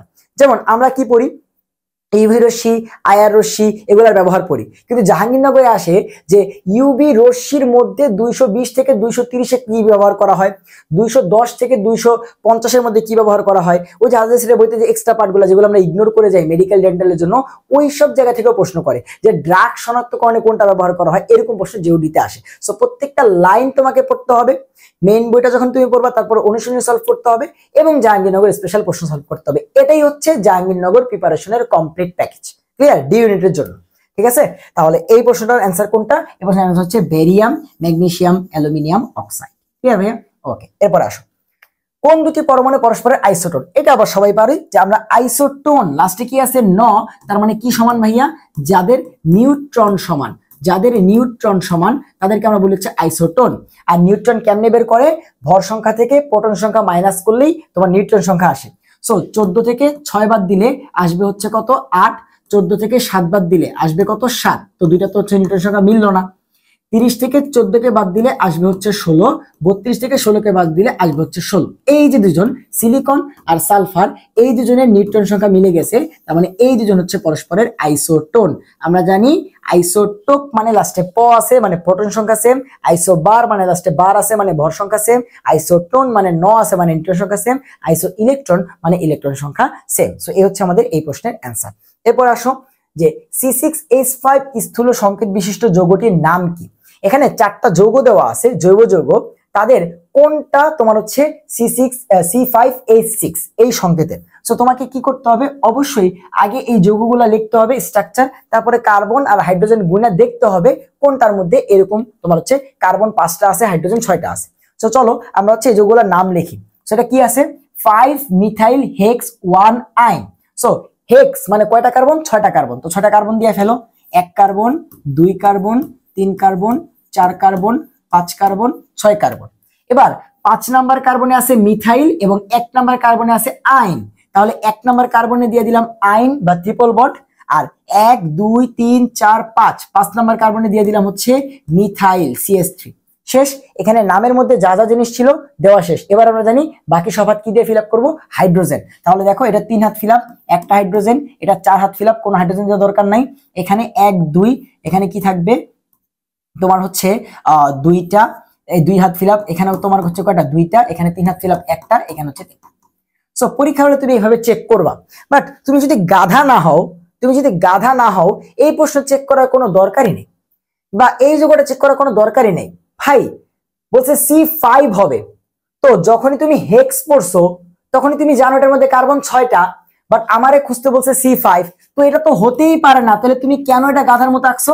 বাট পরীক্ষা হলে কিন্তু এগুলো আঁকবা। সো বাসায় অবশ্যই দেখো এই জিনিসগুলো যখন প্র্যাকটিস করবা তখন চিন্তা করতে হবে যে খুঁজতে বলছে C5, আমি যখন হেক্স দেখলাম, আমি যখন এখানে অপশনের মধ্যে হেক্স কথা দেখছি, এটা মানে তো কার্বন C6, তো এটা তো চেক করার কোনো দরকারই নাই, তাই না? আচ্ছা, এরপর আসো যে এটা কি, এটা হচ্ছে ভাই পেন্ট। এবং তুমি দেখো যখন তুমি 2 নাম্বার কার্বনে একটা মিথাইল দিবা, এই মিথাইলের মধ্যে কি আছে, একটা কার্বন, আর এই পেন্টের মধ্যে আছে 5টা কার্বন, তাহলে এই 5 আর একটা মিলে টোটাল কার্বন হয়ে যাবে কয়টা, 6টা। তো এটা কি অ্যান্সার হইতে পারে না, সো এইটাও আমার অ্যান্সার হইতে পারে না। 5 নাম্বার কার্বনে একটা মিথাইল, তার মানে এখানে একটা কার্বন আছে CH3, আর হেক্সা মানে 6টা কার্বন আছে, তার মানে এখানে তো কার্বন হয়ে যাবে 7টা, তার মানে এটাও হইতে পারে না। সো 3টা যেহেতু হইতে পারে না, এটাকে আর চেক করা দরকার আছে? এটাই অ্যান্সার, বাট আমি তোমাদের জাস্ট বোঝার সুবিধার্থে চেক করে দিচ্ছি। বাট পরীক্ষার হলে তুমি যখন একটার 3টা উত্তর ভুল বের করে ফেলবা, তাহলে 4 নাম্বারটা অবশ্যই উত্তর। তো এটা কেন অ্যান্সার? দেখো এটা কি আছে, দেখো পেন্ট আছে 1 in 4 আইন, আর কোনো কি নাই। দেখো এটা কেন অ্যান্সার, এমনি বোঝা যায় যে এখানে 5টা কার্বনই আছে এবং আর কোনো কার্বনে কিন্তু শাখা মিথাইল টিথাইল কিছু নাই, তার মানে টোটাল কার্বন 5টা, মানে C5, তার মানে অবশ্যই H6 ও হবে, কারণ বাকিগুলো তো অ্যান্সার না। তো চলো এটা একটু লিখে ফেলি, এটা একটু দেখে ফেলি যে পেন্ট মানে কয় carbon, 1 carbon 2 carbon 3 carbon 4 carbon 5 carbon. 1 number কার্বনে ইন আছে, 1 নাম্বার কার্বনে ইন আছে, এবং 4 number carbon 1 number 2 number 3 number 4 number কার্বনে আইন বা ট্রিপল বন্ড আছে। সো এটা হচ্ছে আমাদের যৌগ। ইন আইন দেওয়া শেষ, এবার বাকি যে হাত আছে হাইড্রোজেন, 2 হাত ফিল আপ 2টা হাইড্রোজেন, 3 হাত ফিল আপ 1টা হাইড্রোজেন, 2 হাত বাকি 2টা হাইড্রোজেন, 4 হাত হয়ে গেছে, এটার 1 হাত বাকি 1টা হাইড্রোজেন। সো এই যে যৌগটা গুণত 1 carbon 2 carbon 3 carbon 4 carbon 5 carbon, C5, 1টা 2টা 3টা আর 3টা 6টা, H6 শেষ। এই হচ্ছে আমাদের সেই যৌগটা, যেটা হচ্ছে C5H6। সো দেখো তুমি যদি বাসা থেকে প্র্যাকটিস করো বা এই টাইপের প্রশ্নগুলো আগে থেকে প্র্যাকটিস করো, তুমি বুঝবা যে আলটিমেট এটা তো বুদ্ধি দিয়ে অ্যান্সার করা যায়। বাট তুমি ওই যে প্র্যাকটিস না করলে গাধার মতো পরীক্ষার হলে এগুলো সংকেত দেখতে যাবা, এই প্রশ্ন সলভ করতে গিয়ে তোমার লেগে যাবে 1 মিনিট। আর ওই যে ছেলেটা চান্স পাবে, ও এতদিন কষ্ট করছে, ও এতদিন কি করছে, প্র্যাকটিস করছে, ও কি করবে, সুন্দর মতো দেখা মাত্রই অ্যান্সার 4 নাম্বারটা দাগাই দিবে যে এটা ছাড়া বাকিগুলো তো হইতেই পারে না, শেষ। দুজনের মধ্যে ও কিন্তু আগাই গেল। কথা বুঝতে পারছো? এবং সিট কিন্তু 286 জনের মধ্যে মাত্র একজন পাবে, বুঝছো? তাহলে ওই একজন অবশ্যই কি হইতে হবে, ফাস্টেস্ট হইতে হবে, অ্যাকুরেট হইতে হবে। ক্লিয়ার? ওকে, এরপর আসো। এই C6H6O আণবিক সংকেত বিশিষ্ট 2টা যৌগ হইতে পারে, একটা হচ্ছে A এবং আরেকটা হচ্ছে B, এবং তারা পরস্পর কার্যকরীমূলক সমানতা, দেখো তারা পরস্পর কার্যকরীমূলক সমানতা প্রদর্শন করে। বলছে এ যৌগটার নাম কি? তুমি দেখো তো যে C3H6O এটা প্যাটার্নটা কিরকম, C3H6O এটা দেখতে কিছুটা এরকম কিনা, যে CnH2n তারপরে O, এটা কিছুটা দেখতে এরকম কিনা, CnH পরে তারপরে 2n তারপরে O। এবং তুমি জানো এরকম স্ট্রাকচার হইলে কার্যকরীমূলক সমান হইতে পারে দুইজন, একটা হচ্ছে অ্যালডিহাইড আর একটা হচ্ছে কিটোন। একটা হইতে পারে অ্যালডিহাইড এবং হইতে পারে হচ্ছে কিটোন। তার মানে এইখানে যে A আর B এদের একজন হচ্ছে অ্যালডিহাইড আর একজন হচ্ছে কিটোন, ঠিক আছে? A আর B এদের একজন হচ্ছে অ্যালডিহাইড আর একজন হচ্ছে কিটোন। এখন এটা কয় কার্বনের? 3 কার্বনের, তার মানে 3 কার্বনের অ্যালডিহাইডের নাম কি, প্রোপানেল, এবং 3 কার্বনের কিটোনের নাম কি, প্রোপানোন। তার মানে আমার অ্যান্সার হয় এ নাম্বারটা প্রোপানেল বা প্রোপানোন হবে, অথবা বি নাম্বারটা প্রোপানেল বা প্রোপানোন হবে। এখন এ কে এটা খুঁজতে হবে। দেখো ক্লু দিয়ে দিছে যে এর স্ফুটনাঙ্ক হচ্ছে 56 ডিগ্রি সেলসিয়াস, আর বি যেটা তার স্ফুটনাঙ্ক 48 ডিগ্রি সেলসিয়াস। আমরা জানি যে অ্যালডিহাইড এর মধ্যে কি হয়, স্ফুটনাঙ্ক বেশি হয় কিটোনের তুলনায়। তাহলে এর যেহেতু স্ফুটনাঙ্ক বেশি, তার মানে এ অবশ্যই অ্যালডিহাইড, আর কিটোনটাকে তোমার হচ্ছে কি, বিটাকে কিটোন, যেহেতু ওর স্ফুটনাঙ্ক কম, খুব সহজে বের করে ফেললাম যে এটা হচ্ছে একটা অ্যালডিহাইড, যেহেতু 3 কার্বনের, তার মানে 3 কার্বনের অ্যালডিহাইডের নাম কি, প্রোপানেল। দেখো কত কনসেপচুয়াল এবং সুন্দর একটা এমসিকিউ তোমাদের সমানতা থেকে করে দিয়ে রাখছে, ঠিক আছে? এবং এই প্রশ্নের অ্যান্সার কিন্তু সবাই পারবে না ভাই, সবাই পারবে না, যারা মুখস্থ করে গেছে সবাই পারবে না, ঠিক আছে? ওকে, এরপরে আসো। ফেনল বেনজিনের চেয়ে বেশি সক্রিয় কেন? এইটার প্রশ্ন অবশ্যই অনেক অ্যান্সার করতে পারবে যে দেখো বেনজিনের থেকে বেশি সক্রিয় কারা, যারা অর্থপ্যারা নির্দেশক। বেনজিনের থেকে বেশি সক্রিয় কারা, যারা অর্থপ্যারা নির্দেশক। আমরা জানি ফেনল কি, ফেনল হচ্ছে বেনজিনের উপরে OH, এবং এটা কি নির্দেশক, এটা একটা অর্থপ্যারা নির্দেশক। এটা কি নির্দেশক, এটা একটা অর্থপ্যারা নির্দেশক। আর অর্থপ্যারা নির্দেশক কি করে, বেনজিন বলয়কে সক্রিয় করে, শুধুমাত্র ক্লোরিন হ্যালোজেন এরা বাদে, তাই তো? এরা অর্থপ্যারা হইলেও কি করে না, তোমার হচ্ছে বেনজিন বলয়কে সক্রিয় করে না, নিষ্ক্রিয় করে। বাট আদার যারা আছে তারা সবাই অর্থপ্যারা নির্দেশক, এবং ওরা কি করে, বেনজিন বলয়কে সক্রিয় করে। সো ফেনলটা বেনজিনের চেয়ে বেশি সক্রিয়, কিসের জন্য? কারণ এরা হচ্ছে অর্থপ্যারা নির্দেশক। আর এটাকে এই যে ও যে তোমার হচ্ছে সক্রিয় করে, এটাকে আমরা বাংলায় বলি আবেশীয় ফল। এই যে অর্থপ্যারা নির্দেশককে বেনজিন বলয়টাকে সক্রিয় করে, এটাকে বাংলায় আমরা কি বলি, তোমার হচ্ছে আবেশীয় ফল। যদি সক্রিয় করে তাহলে সেটাকে বলি প্লাস, আর যদি নিষ্ক্রিয় করে তাহলে সেটাকে বলি মাইনাস। যেমন এই যে ক্লোরিন, এটা কি নির্দেশক, অর্থপ্যারা নির্দেশক, কিন্তু বেনজিন বলয়কে কি করে, নিষ্ক্রিয় করে। তাই সেক্ষেত্রে আমরা সেটার আবেশীয় ফলাফল কেটে বলি কি, মাইনাস। তো বা বাংলায় বললে মাইনাস মানে কি, ঋণাত্মক। সো ক্লোরিন অর্থপ্যারা হইলেও এটার আবেশীয় ফলাফলটা হচ্ছে ঋণাত্মক, আর OH তোমার হচ্ছে আবেশীয় ফলাফলটা কি ধনাত্মক। ঠিক আছে, আর যদি মেটা নির্দেশক হয় সেটাকে আমরা বলি হচ্ছে মেসোমারিক ফল। সেটাকে আমরা কি বলি? সেটাকে আমরা বলি হচ্ছে ভাইয়া মেসোমারিক ফল। সো আমাকে জিজ্ঞাসা করছে যে ফেনল বেনজিনের চেয়ে বেশি সক্রিয় কেন? কারণ ফেনলের মধ্যে কি থাকে? তোমার আবেশীয় ফলাফলটা ধনাত্মক থাকে। ও কি সক্রিয় করে, তাই ও কি তোমার হচ্ছে ধনাত্মক আবেশীয় ফলাফল দেখে। আশা করি ক্লিয়ার যে এখানে কি প্রশ্ন জিজ্ঞাসা করছে। তোমরা অনেকেই জানো যে অর্থপ্যারা নির্দেশক মানেই বেনজিন বলয়কে সক্রিয়কারী, বাট বাংলাটা কি? বাংলাটা হচ্ছে আবেশীয় ফলাফলটা ধনাত্মক, আর নিষ্ক্রিয় করলে আবেশীয় ফলাফলটা ঋণাত্মক। মেটা নির্দেশকটাকে বলি মেসোমারিক ফলাফল। বুঝতে পারছো? এই হচ্ছে প্রশ্নের অ্যান্সার। এরপর অ্যালকোহল এবং থায়োনিল ক্লোরাইডের যে বিক্রিয়া, সেখানে সৃষ্ট আমি, দেখো প্রশ্নটা কত সুন্দর, বলছে এই বিক্রিয়াতে সৃষ্ট আমি, মানে আমি সৃষ্টি হয়েছি, আমার নাম বলছে।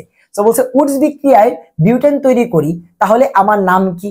সো এই অ্যালকোহল এবং থায়োনিল ক্লোরাইডের বিক্রিয়াতে একজন সৃষ্টি হয়েছে, তার নাম হচ্ছে আমি। তো এরপরে কি বলছে যে উডস বিক্রিয়ায় বিউটেন তৈরি করি, কে? এই যে এই আমিটা কি করে? তোমার উডস বিক্রিয়াতে বিউটেন তৈরি করে। বলছে আমার নামটা কি? আচ্ছা আমি কি, তাই তো? তো তুমি একটু চিন্তা করে দেখো যে অ্যালকোহল যেটা ROH, এটার সাথে থায়োনিল ক্লোরাইড SOCl2 যে বিক্রিয়া, এই বিক্রিয়ার নাম বিখ্যাত ডারজেন বিক্রিয়া। এবং যারা ভাইয়ার মূল বইয়ের ক্লাসটা করছো, খুব ভালো মতো বলছি, যেটা কিন্তু কি ছিল? ডারজেন বিক্রিয়া। ডারজেন বিক্রিয়াতে কি হয়? এই যে ক্লোরিন আর আর মিলে অ্যালকাইল ক্লোরাইড বা তোমার হচ্ছে অ্যালকাইল হ্যালাইড তৈরি করে। কি তৈরি করে? Alkyl halide. তোমার অ্যালকোহল আর থায়োনিল ক্লোরাইডের বিক্রিয়াতে কি তৈরি হয়? অ্যালকাইল হ্যালাইড তৈরি হয়। সো এই যে সৃষ্ট আমি, এই আমিটা একটা অ্যালকাইল হ্যালাইড, কিন্তু এখানে তো অনেকগুলো অ্যালকাইল হ্যালাইড দেওয়া আছে। Ethyl alcohol, ethyl chloride, methyl alcohol, methyl chloride. So আমি এটা কোন অ্যালকাইল হ্যালাইড? এখানে আটটা কি এক কার্বনের অ্যালকাইল হ্যালাইড? এটা কি তোমার হচ্ছে CH3Cl নাকি হচ্ছে CH3CH2Cl? এটা কোন অ্যালকাইল হ্যালাইড সেটা তোমাকে খুঁজে বের করার জন্য আরেকটা কথা বলছে যে উডস বিক্রিয়াতে এই আমিটা কি করে? বিউটেন তৈরি করে। তুমি জানো যে উডস বিক্রিয়া মানে কি? উডস বিক্রিয়াতে আমাদের যেই অ্যালকাইল হ্যালাইডটা নিতে হয়, উডস বিক্রিয়াতে আমাদের যেই অ্যালকাইল হ্যালাইডটা নিতে হয়, সেটা 2 মোল নিলে সেখান থেকে অ্যালকেন তৈরি হয়। তো কোন অ্যালকেন তৈরি হয়েছে? বিউটেন। বিউটেনে কার্বন কয়টা? বিউটেনে কার্বন হচ্ছে 4টা। তার মানে অবশ্যই এই যে এই আমার আর যেটা আছে, এই আর অবশ্যই 2 কার্বনের, তাই তো এটা 2 মোল মিলে কি করছে? 4টা কার্বনের অ্যালকেন তৈরি করছে। তার মানে আমার 8টা কত কার্বনের? 2 কার্বনের। দেখছো কত সুন্দর একটা কনসেপ্ট। তোমার একই সাথে ডারজেন বিক্রিয়া পড়া হয়ে গেল, একই সাথে তোমার উডস বিক্রিয়ার কনসেপ্ট চলে আসলো, এবং দুইটা থেকে তুমি একটা কনসেপ্টও মাথার মধ্যে খাটাই ফেললা যে আমার 8টা 2 কার্বনের, দেখেই তো এখানে 2 মোল মিলে 2 দুগুণে 4 কার্বনের অ্যালকেন তৈরি করছে। তাহলে কত কার্বনের এটা অ্যালকাইল হ্যালাইড? 2 কার্বনের অ্যালকাইল হ্যালাইড। 2 কার্বনের অ্যালকাইল হ্যালাইডের নাম কি? ইথাইল। 2 কার্বন মানে ইথাইল ক্লোরাইড। দেখছো কত সুন্দর একটা প্রশ্ন কিন্তু এখান থেকে করছে। ঠিক আছে, সো এই হচ্ছে আমাদের এই প্রশ্নের অ্যান্সার। এরপর আসো, কৃত্রিম চুল তৈরিতে কোনটি ব্যবহার করা হয়? ডিরেক্ট মুখস্থ প্রশ্ন, হাজারি স্যারের বইতে আছে যে ভাই পলিমার যে জায়গাটা আছে সেখানে ব্যবহারটা জাহাঙ্গীরনগরের জন্য অবশ্যই পড়তে হবে। এবং যে কৃত্রিম চুল বা এটাকে বলা হচ্ছে অরলন, এটাকে কি বলা হয়? অরলন। এই অরলন তৈরিতে কি ব্যবহার করা হয়? পলিঅ্যাক্রাইলোনাইট্রাইল। কি ব্যবহার করা হয় ভাইয়া? পলিঅ্যাক্রাইলোনাইট্রাইল। এবং তোমরা অ্যাক্রাইলোনাইট্রাইলকে একটু চিনে নাও যে ভাই অ্যাক্রাইলোনাইট্রাইল মানে কি? অ্যাক্রাইলোনাইট্রাইল মানে হচ্ছে CH2 ডাবল বন্ড CHCN। আমাদের এই যে ইথাইনটা আছে না ভাইয়া, CH2 ডাবল বন্ড CH2, এই ইথাইন থেকে তুমি যদি একটা হাইড্রোজেনকে বের করে দিয়ে একটা সায়ানাইড নিয়ে আসো, তাহলে সেটার নাম হবে পলিঅ্যাক্রাইলোনাইট্রাইল। দেখো CH2 ডাবল বন্ড CH2 হওয়ার কথা ছিল, একটা হাইড্রোজেনকে বের করে সেখানে এই যে নাইট্রাইল বা সায়ানাইডকে নিয়ে আসছি, এই জন্য এটার নাম হচ্ছে অ্যাক্রাইলোনাইট্রাইল। কারণ কি? কারণ এই যে CH2 ডাবল বন্ড CH, এটাকে আমরা বলি অ্যাক্রাইলোমূলক, তার সাথে নাইট্রাইল আসছে, তাই এটার নাম অ্যাক্রাইলোনাইট্রাইল। আর পলিমারকরণ বিক্রিয়া করলে তাকে আমরা বলি পলি, নামের সামনে পলি যুক্ত করি, তাই এটার নাম পলি অ্যাক্রাইলোনাইট্রাইল। এটা ব্যবহার করা হয় কোথায়? গ্লুতে, কৃত্রিম চুল বা অরলন, এসব জায়গাতে ইউজ করা হয়। মনে থাকবে? তাহলে ব্যবহারগুলা ঠাড়ায় তোমার মুখস্থ থাকা লাগবে, এটা তো আর হচ্ছে বোঝার কিছু নাই। ঠিক আছে, এরপর আসো, জলীয় দ্রবণে HCl এবং সোডিয়াম হাইড্রোক্সাইডের প্রশমন বিক্রিয়াতে প্রশমন বিন্দুর pH কোনটি? ভাই HCl একটা কি অ্যাসিড? স্ট্রং অ্যাসিড, মানে শক্তিশালী। এবং সোডিয়াম হাইড্রোক্সাইড কি? একটা স্ট্রং বেস।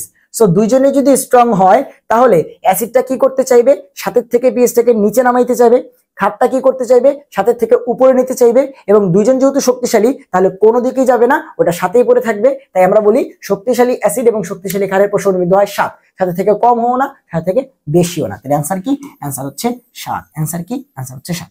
ক্লিয়ার ভাইয়া? ওকে, এরপর আসুন। 5.6 গ্রাম পটাশিয়াম হাইড্রোক্সাইড পানিতে দ্রবীভূত করে দ্রবণের আয়তন 250 ml করা হয়েছে। উক্ত দ্রবণে এটার মোলারিটি কত?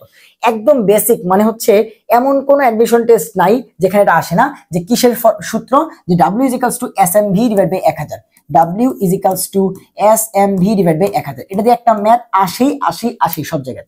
সো বের করতে বলছে মোলারিটি S, তো আমরা জানি S = কি, S = হচ্ছে 1000 W / MV। এবং আমরা হ্যান্ড ক্যালকুলেশনের ক্লাসে এরকম বুড়ি ম্যাথ করছি, 15 থেকে 10টা ম্যাথ এগুলো দিয়ে করছি, তাই না? সো W কত দেওয়া আছে ভাইয়া? W দেওয়া আছে 5.6, W দেওয়া আছে 5.6 ইনটু এটা কত, এটা হচ্ছে 1000 M কত, পটাশিয়াম হাইড্রোক্সাইড। পটাশিয়াম হচ্ছে 39, হাইড্রোজেন হচ্ছে 41, অক্সিজেন হচ্ছে 16, তাহলে কত 56 ইনটু আয়তন কত, আয়তন হচ্ছে 250 ml। সো আমাকে এই ক্যালকুলেশনটা করতে হবে। সো দেখো হ্যান্ড ক্যালকুলেশনে আমি আবার খুব একটা বেশি কঠিন ক্যালকুলেশন পাইনি, ঠিক আছে? বিগত 4-5 বছরের কোশ্চেন অ্যানালিসিস করে দেখছি, খুব একটা বেশি কঠিন ক্যালকুলেশন নাই। সো ক্যালকুলেশন দুনিয়ার ইজি। দেখো কিভাবে করব। তোমরা যারা হ্যান্ড ক্যালকুলেশন ক্লাস করছো ভাইয়ার, তারা খুব ভালো মতো জানো যে আমরা যখন গুণ ভাগ করব তখন দশমিক দিলে আমাদের জন্য ঝামেলা। তাই এখানে একটা জায়গায় দশমিক আছে, এটাকে দূর করব। কি করতে হবে? আমরা জানি যে 5.6 এটাকে যদি আমি হচ্ছে দশমিকটা সরায়া 56 লিখি, 5.6 না লিখে 56 লিখি, তাহলে আমাকে কি করতে হবে? যেহেতু এই জিনিসটা উপরে আছে, তাহলে নিচে আমাকে যেটা করতে হবে, একের পরে একটা শূন্য দিতে হবে। কারণ দেখো 56/10 মানেই তো 5.6। এই জিনিসটা করলে এখন আমার আর দশমিক নেই। এবার আমি কাটাকাটি করবো খুব সহজে। দেখো এই শূন্য দিয়ে আমি এই শূন্যটা কাটাকাটি করে দিলাম, এই শূন্য দিয়ে এই শূন্যটা কাটাকাটি করে দিলাম, তো এই পর্যন্ত আছে। 56 দিয়ে আমি 56 কাটাকাটি করে দিলাম, 10কে 5 দিয়ে কাটাকাটি করলে 2, 25কে 5 দিয়ে কাটাকাটি করলে 5, তাহলে আলটিমেটলি অ্যান্সার আসলো উপরে 2 নিচে 5, তাই তো? এবার তোমরা সবাই জানো যে এই কাজটা কেমনে করা যায়। এই কাজটা এমনি করা যায় যে এখানে 2/5 আছে, তাই না? সো আমরা কিন্তু জানি যেটাকে কি লেখা যায়, 2 × 1/5, আর 2 × 1/5 মানে কত, 0.2, তার মানে অ্যান্সারটা কত আসবে, 0.4। অথবা যারা হচ্ছে ওই যে ছোটবেলার নিয়মে ভাগ করে বের করো, যে আমি 5 দিয়ে 2কে ভাগ করব, এটাও কিন্তু অনেক সোজা। যে ভাই 5 তো 2 এর মধ্যে ভাগ যায় না, আমি একটা দশমিক দিয়ে একটা শূন্য আনলাম, এগুলো আমি বাচ্চার কালে করতাম, তাই না? তো এবার যাই যে 4×5 = 20, তাহলে দেখো এখনো কত আসলো, ওই 0.4ই আসলো। তো যেমনি করবা অ্যান্সার এখন চলে আসবে। তাহলে দেখো খুব একটা কঠিন ক্যালকুলেশন কিন্তু এখানে ছিল না। অ্যান্সার কত? অ্যান্সার হচ্ছে 0.4 মোলার। ক্লিয়ার ভাইয়া? ওকে, এরপর আসো। অম্লীয় মাধ্যমে H2C2O4 অক্সালিক অ্যাসিডের C2O4 এর কার্বন অণু, এই যে কার্বন C2টা যে আছে, এইটার প্রাথমিক জারণ মান কত, মানে শুরুতে জারণ মানটা কত থাকে। সো এই যে C2O4, এখান থেকে তোমার কি বের করতে হবে, কার্বনের জারণ মান C2O4 2-, এখান থেকে তোমার এই কার্বনের জারণ মানটা বের করতে হবে। তাহলে আমরা কেমনে বের করব? আমরা জানি আমরা যার জারণ মান বের করতে চাই তাকে ধরে নিতে হবে x। তাহলে এখানে কার্বন যেটা আছে তাকে x ধরবো, এবং এটা আছে 2টা, তাহলে 2x। অক্সিজেন হচ্ছে -2 করে, আছে হচ্ছে 4টা, তাহলে -8 ইকুয়ালস টু কি হবে? দেখো ইকুয়ালস টু টোটাল চার্জ কত, -2, তাহলে 2x ইকুয়ালস টু -8, ওই পাশে গেলে কাটাকাটি গিয়ে আসবে +6, তাহলে x ইকুয়ালস টু আসবে +3। মানে একটা কার্বন কত করে, একটা কার্বন হচ্ছে +3 করে। তুমি বের করলা, বের করে অপশন দাগাইতে গেছো +4 +2 +6 +8, অ্যান্সার নাই, কারণ তুমি প্রশ্ন ভালো মতো পড়ো নাই। বলছে কার্বন অণু, মানে এই যে 2টা কার্বন, এই 2টা কার্বনের জারণ মান কত, তাহলে একটার +3 হলে 2টার কত, +6। এই যে কত সুন্দর একটা কনসেপচুয়াল এমসিকিউ দিয়ে রাখছে। এবং যে হচ্ছে এই প্রশ্নটা ভালো মতো পড়বে না, যে অণু জিনিসটা দেখে নাই, সে কি করবে, সে বলবে যে একটা প্রশ্নের না উত্তর নাই। পরীক্ষা দিয়ে, জাহাঙ্গীরনগর পরীক্ষা দিয়ে বের হয়ে ফেসবুকে মেসেজ দিবে বন্ধুদেরকে যে কত নম্বর প্রশ্নটার না উত্তর ছিল না আমাদের, ঠিক আছে? এরকম করে তারা, এরকম প্রশ্ন করে, ঠিক আছে? সো এরকম কিন্তু করা যাবে না, প্রশ্ন ভালো মতো পড়তে হবে। 25°C তাপমাত্রায় ম্যাগনেসিয়াম 2+ থেকে ম্যাগনেসিয়াম দ্বারা নির্মিত তড়িৎদ্বারের প্রমাণ বিজারণ বিভব কত? প্রমাণ বিজারণ বিভব জানতে চাইছে। সেখানে আগে কনসেপ্টটা বোঝার চেষ্টা করো। তুমি যদি হচ্ছে ওই যে সিরিজটা সেটা জানা থাকে, সো এখানে কি লিথিয়াম, তারপরে পটাশিয়াম, ক্যালসিয়াম সিরিয়ালি হচ্ছে আসবে, তারপরে ধর হচ্ছে হাইড্রোজেন, তারপরে লাস্টে কি কুলাঙ্গার, হাজি, তারপর হচ্ছে আজি, তাই তো প্লাটিনাম, তারপর হচ্ছে অরাম, এরকম সিরিয়াল তুমি পড়ছো। সো এখানে মনে রাখবা যে আমরা কি জানি হাইড্রোজেনটা হচ্ছে আমাদের জন্য স্ট্যান্ডার্ড তড়িৎদ্বার। কেন? কারণ এই যে এই হাইড্রোজেনটাকে তো আমরা হচ্ছে 0 ভোল্ট ধরে বাকিগুলাকে বের করছি। এখন তুমি মনে রাখবা হাইড্রোজেনের উপরে যারা আছে, এই যে হাইড্রোজেনের উপরে এদের জারণ বিভবটা কি হবে? পজিটিভ। হাইড্রোজেনের নিচে যারা আছে এদের বিজারণ বিভবটা হবে পজিটিভ। হাইড্রোজেনের উপরে যারা আছে তাদের জারণ বিভবের মানটা পজিটিভ এবং হাইড্রোজেনের নিচে যারা আছে ওদের বিজারণ বিভবটা হচ্ছে পজিটিভ। আবার উল্টা হাইড্রোজেনের উপরে যারা আছে ওদের জারণটা যেহেতু পজিটিভ তাহলে বিজারণটা নেগেটিভ, আর হাইড্রোজেনের নিচেদের বিজারণটা যেহেতু পজিটিভ তার মানে জারণটা নেগেটিভ। এমনিও মনে রাখতে পারো, বাট একটা মনে রাখলে একটা তো উল্টা ভাবে বের করা যায়। তো আমাকে বলছে ম্যাগনেসিয়াম, তুমি জানো ম্যাগনেসিয়াম উপরের দিকে আছে হাইড্রোজেনের উপরে, তাহলে ম্যাগনেসিয়ামের জারণ বিভবটা হবে পজিটিভ। প্রশ্নে বলছে বিজারণ বিভব, তার মানে তুমি জানো অবশ্যই এই প্রশ্নের অ্যান্সার মাইনাস হবে, এটা না কোনো সন্দেহ নাই। তাহলে তুমি অপশনে যদি কোনো প্লাস দেখতে পাও তারে কাইটা দাও যে এটা অ্যান্সার হবে না। তুমি একদম এইচএসসি থেকে বেসিক ম্যাথ করে আসছো যে জিঙ্কের 0.76, তো এটা তো ম্যাগনেসিয়ামের হইতে পারে না, তাই তো? এখন কনফিউশন আছে।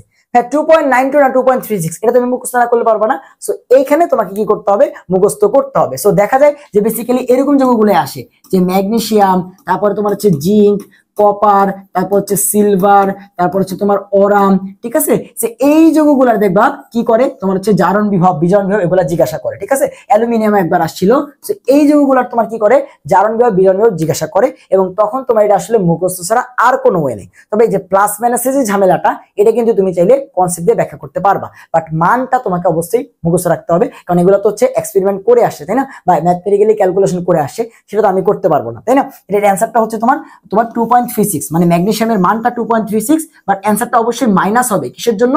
কারণ এটা বলছে বিজারণ বিভব।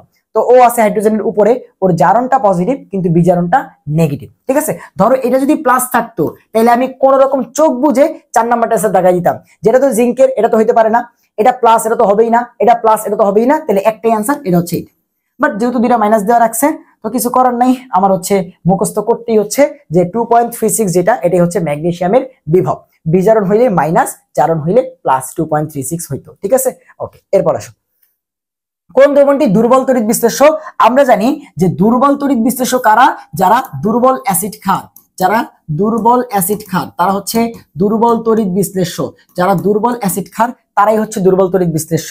সো এখানে তুমি দুর্বল অ্যাসিড খুঁজো, HCl একটা দুর্বল অ্যাসিড, পটাশিয়াম ক্লোরাইড একটা আয়নিক যৌগ, আয়নিক যৌগ পানির মধ্যে পুরোপুরি ভেঙে যায়, তো এখানে কি দুর্বল তড়িৎ বিশ্লেষ্য হবে? ও হবে সবল।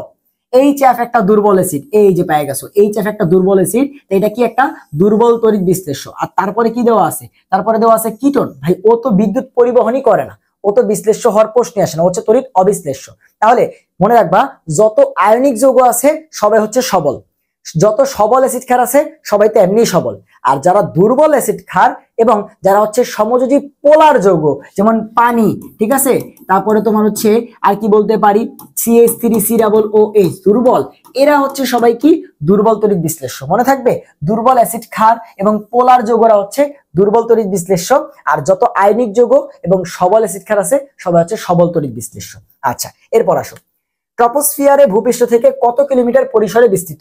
এইগুলা কি মেইন বইয়ের প্রশ্ন, যে ট্রপোস্ফিয়ার কতর মধ্যে থাকে আমরা সবাই জানি 0 থেকে 15 কিলোমিটার পর্যন্ত যে প্রথম বায়ুমণ্ডলের স্তর তার নামই হচ্ছে ট্রপোস্ফিয়ার। একে ক্ষুব্ধমণ্ডল বলা হয়, এখানে ঝড়ঝঞ্ঝা হয়, এখানে সব ধরনের বিমান চলাচল করে, জেট বিমান ছাড়া, এগুলো আমরা খুব ভালো মতো পড়ছি। তাহলে 0.15 কিলোমিটারটাই কি আমাদের ট্রপোস্ফিয়ার, 0.15 কিলোমিটারটাই কি আমাদের ট্রপোস্ফিয়ার।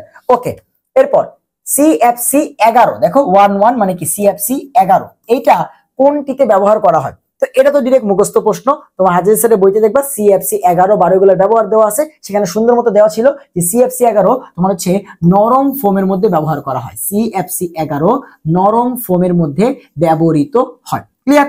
ওকে, এরপর একটি 4s ইলেকট্রনের জন্য n, l এবং m এর মান যথাক্রমে কোনটি? সো তুমি দেখো তোমাকে বলে দিছে যে 4s এর জন্য n, l এবং m এর মান বের করতে। সো আমরা জানি এই যে সামনের যে সংখ্যাটা এটি হচ্ছে n, অর্থাৎ n = কত 4, আর s এর জন্য l = কত? s এর জন্য l = হচ্ছে 0, আর l যদি 0 হয় তাহলে m ও কত 0, এগুলো আমরা জানি, তাই তো? তাহলে এই তিনটাই তো বের করতে বলছে, তাহলে তো খুবই ইজি, সবাই পারবে যে 4 0 0 এটাই হচ্ছে আমাদের কি তোমার 4s এর জন্য। তো দেখো ওই যে তিনটা প্রশ্ন এরকম ছিল, যেই তিনটা প্রশ্ন হচ্ছে একদম বইয়ের বাইরে থেকে দিছে, আর 3 থেকে 4টা প্রশ্ন একদম বইয়ের আনকমন লাইনগুলো মুখস্থ লাইনগুলো থেকে দিছে, আর বাকি সব কিন্তু বেসিক প্রশ্ন। সো 3 থেকে 4টা হইলো একদম ডিরেক্ট ঠাড়ায় মুখস্থ প্রশ্ন, 3 থেকে 4টা আসলো তোমার হচ্ছে বইয়ের বাইরে, ওই যে প্রিপারেশন বুক প্রশ্ন ব্যাংক সলভ করলে তুমি পারবা না, তুমি পারবা না। এই 7 থেকে 8টা প্রশ্ন বাদে বাকি 14 থেকে 15টা এমসিকিউ তোমার পাড়া এমসিকিউ আসছে না। এই 14 থেকে 15টা এমসিকিউ কেউ ভুল করবে না, যারা চান্স পাবে তারা কেউ ভুল করবে না। তোমার হচ্ছে এই 14 থেকে 15টা এমসিকিউ তোমাকে পারতেই হবে, তারপরে বাকিগুলোতে তুমি যত বেশি পারবা তত বেশি তুমি হচ্ছে আগায় যাবা। কথা বুঝতে পারছো? সেটাই হচ্ছে কিন্তু যে ডি ইউনিটের জন্য কথাবার্তা। তো আমাদের আজকের লাস্ট প্রশ্ন হচ্ছে এইটা, যেটা হচ্ছে তোমার শর্ট সিলেবাসের বাইরের একটা টপিক থেকে আসছে। জাহাঙ্গীরনগর কিন্তু বলে যে আমরা শর্ট সিলেবাস থেকে তোমার হচ্ছে পরীক্ষা নিব, এবং এবছরে কিন্তু বলছে, বাট আমি কিন্তু তোমাদের বলছি যে 8টা চ্যাপ্টার আমাদের শর্ট সিলেবাসের মধ্যে আছে, সেই 8টা চ্যাপ্টারের ভিতরে যা কিছু আসতে পারে সব পড়তে হবে তোমাকে। সো এই যে গুণগত রসায়নের দ্রাব্যতা যে পার্টটা আছে সেটার এক্সট্রা সিলেবাসের একটা পার্ট, যে হেনরির ধ্রুবক। হেনরি কি করছে? দ্রাব্যতার উপরে চাপের প্রভাব ব্যাখ্যা করছে, সেটা হচ্ছে আলটিমেটলি হেনরি। সো ওনার যেই তোমার হচ্ছে কনসেপ্টটা, সেখান থেকে মাঝে মধ্যে অ্যাডমিশনের প্রশ্ন আসে, এবং এটা আমরি কঠিন কোনো প্রশ্ন না। তার যে এটা থেকে দ্রাব্যতা কি, দ্রাব্যতা সূত্র হচ্ছে দ্রাব্যতা ইকুয়ালস টু হেনরি ধ্রুবক কে ইনটু চাপ। এটার মতো দুনিয়ার সোজা সূত্র আরেকটা নেই। দেখছো যে দ্রাব্যতা ইকুয়ালস টু এটা হচ্ছে হেনরির ধ্রুবক, এটা হচ্ছে হেনরির ধ্রুবক, আর পি মানে হচ্ছে চাপ। সো দ্রাব্যতার উপর চাপের প্রভাব ব্যাখ্যা করার জন্য আমরা হেনরির সূত্র ইউজ করি, এটা আসছে। সো আমরা প্রশ্ন থেকে একটু পরে দেখি আমাদেরকে কি বলছে। 20 ডিগ্রি সেলসিয়াস তাপমাত্রায় পানিতে অক্সিজেনের দ্রবীভূত হওয়ার ক্ষেত্রে হেনরির ধ্রুবক 4.416 10⁻³ এবং চাপ দিয়ে দিছে হচ্ছে 1.5 atm হলে অক্সিজেনের দ্রাব্যতা কত? অক্সিজেনের দ্রাব্যতা S বের করতে বলছে। আমরা জানি দ্রাব্যতা সমান হেনরির ধ্রুবক এবং চাপ, দুটাকে গুণ করে দিলেই চলে আসবে। দেখছো? সো কনসেপ্টটা সহজ ছিল, বাট ওই যে আউট অফ সিলেবাস দেখে অনেকে অ্যান্সার করতে পারবে না। সো হেনরির ধ্রুবকটা কত? হেনরির ধ্রুবক হচ্ছে 4.416 ইন্টু 10⁻³ আর প্রেসারটা কত? 1.5 atm বা 1.5 atm। সেটা আমাকে ক্যালকুলেশন করতে হবে। সো 4.416 কে আমি হচ্ছে 4.4 ধরে নিই। আমার অনেক বড় ক্যালকুলেশন তো করতে হবে না। আমি দেখো একটা আছে 2, একটা 7, একটা 13, একটা 6, তো সংখ্যা মিলাতে পারলেই হবে। ইন্টু 10⁻³ আর এখানে আছে হচ্ছে তোমার 1.5। সো এখানে এই 10⁻³ এখানে থাক, 10⁻³ অপশনে প্রত্যেকটাতে আছে। খালি এই যে 4.4 আর যদি 1.5টা আমি গুণ করতে পারি, তাহলে যেই অ্যান্সারটা আসবে সেটাকে আমি দেখেই এখান থেকে বলে দিতে পারবো, কারণ 10⁻³ তো কমন প্রত্যেকটাতে আছে। এখন এটা যদি 2 আসে তাহলে 1 নাম্বার অ্যান্সার, এটা যদি 7 আসে তাহলে 2 নাম্বার অ্যান্সার, এটা যদি 13 আসে তাহলে 3 নাম্বার অ্যান্সার, এটা যদি 6 আসে তাহলে এটা অ্যান্সার। সো তুমি দেখো এটা তুমি চিন্তা করে অ্যান্সারটা দিতে পারবা কেমনে। এটা কত? 4.4 বা 4 4.5 এরকম, এটা হচ্ছে 1.5। তো 4 কে যদি একবার গুণ করি তাহলে 4, এবং 1.5 মানে কি আরো 0.5, তো 4 কে যদি আরো 0.5 বা অর্ধেক নেই, 4 এর অর্ধেক হচ্ছে 2, তাহলে 4 আর 2 এ 6 আসবে। বাট এটা যেহেতু 4.4 তাহলে 6 থেকে একটু বেশি আসবে, তো 6 থেকে একটু বেশি অপশনে কয়টা আছে? একটাই। সো অন্য তুমি অ্যান্সার করতে পারবা। অথবা তুমি যদি একদম অ্যাকুরেট এই অ্যান্সারটাই বের করতে চাও, তাহলে তোমাকে দশমিকের গুণ করতে হবে, এবং আমরা কিন্তু খুব ভালো মতো দশমিকের গুণ শিখছি হ্যান্ড ক্যালকুলেশনের ক্লাসগুলোতে। সো সেখানে আমরা দশমিকের গুণ কেমনে করি? আমরা দশমিকের গুণ করার জন্য এই যে 4.4 এবং হচ্ছে আমাকে কত গুণ করতে হবে? 1.5। আমরা কি মনে করব যে এখানে কোনো দশমিকই নাই, এখানে কোনো দশমিকই নাই। 4.4 কে মনে করব 44 এবং 1.5 কে মনে করব 15। তো আমরা এই 44 আর 15 কে আগে গুণ করে ফেলবো, এবং এটা আশা করি সবাই পারো যে 44 আর 15 কে গুণ করলে কত হবে? 4 5 20, 20 এর শূন্য হাতে আছে 2, 4 5 20 আর 2 হচ্ছে 22, একটা শূন্য দিলাম, 4 1 4, 4 1 4, একটা 0, 4 আর 2 6, 4 আর 2 6, 660 আসলো গুণ। এবার তোমাকে চিন্তা করতে হবে, তুমি যে দুজনকে গুণ করতেছো 4.4 and 1.5, তুমি যে 4.4 কে 44 লিখলা, দশমিকের পরে কত ঘর ছিল? 1 ঘর, তুমি সেটা দাও নাই। 1.5 যে তুমি হচ্ছে 15 লিখলা, দশমিকের পরে 1 ঘর ছিল, সেটা তুমি দাও নাই। তাহলে টোটাল এই গুণফল করে অ্যান্সারটা বের করতে গিয়ে তুমি দশমিকের পরে 2টা ঘরকে ইগনোর করছো। তাহলে এই যে অ্যান্সারটা গুণ করে আসবে, সেখানে দশমিকটাকে এমন জায়গায় বসাইতে হবে যেন দশমিকের পরে ওই 2 ঘর থাকে।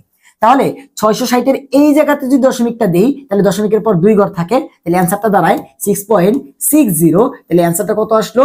6.6 10⁻³ তো এই দেখো একদম অ্যাকুরেট অ্যান্সার চলে আসছে 6.6 10⁻³। সো অ্যাকুরেটও বের করা যায়, আবার হচ্ছে চিন্তা ভাবনা করেও বের করা যায়। তো এই হচ্ছে আমাদের বিগত 2023-24 সালের জাহাঙ্গীরনগর ডি ইউনিটের কেমিস্ট্রি কোয়েশ্চেন সলভ। আশা করি তোমরা অ্যানালাইসিসটা দেখতেছো যে ভাই কিভাবে অ্যানালাইসিসটা করতেছি। তোমরা যখন প্রশ্ন ব্যাংক সলভ করবা এবার চিন্তা ভাবনা করে পড়বা, একটা টপিক পড়লে তার সাথে রিলেভেন্ট কত কিছু আনা যায় একসাথে, সেগুলোকে চিন্তা ভাবনা করে দরকারে তুমি প্রশ্ন ব্যাংকের মধ্যেই লিখে রাখো যে এইখান থেকে প্রশ্ন আসছে, চাইলে পরের বছর এখান থেকেও প্রশ্ন আসতে পারে, এই টপিকটা থেকেও প্রশ্ন আসতে পারে, গত বছর এখান থেকে আসছে, এই বছর হয়তো এখান থেকে আসতে পারে। এভাবে অ্যানালাইসিস করে প্রশ্ন ব্যাংক সলভ করতে হয়, ঠাড়ায় মুখস্থ করে কোনো লাভ নাই। এই যে এই ক্লাসে যেগুলো সলভ করাইছি তুমি ঠাড়ায় মুখস্থ করলা, কোনো লাভ নেই। ভাই কোন প্রসিডিউরে অ্যান্সারটা করতেছি, কিভাবে ফাস্ট ক্যালকুলেশন করা যায়, এই জিনিসগুলো কিনে তোমার হচ্ছে কাজ করতে হবে। তাহলে তোমাদের সাথে দেখা হবে এরপরের লেকচারে। তোমার সেই পর্যন্ত সবাই ভালো থাকো, সুস্থ থাকো, আল্লাহ হাফেজ।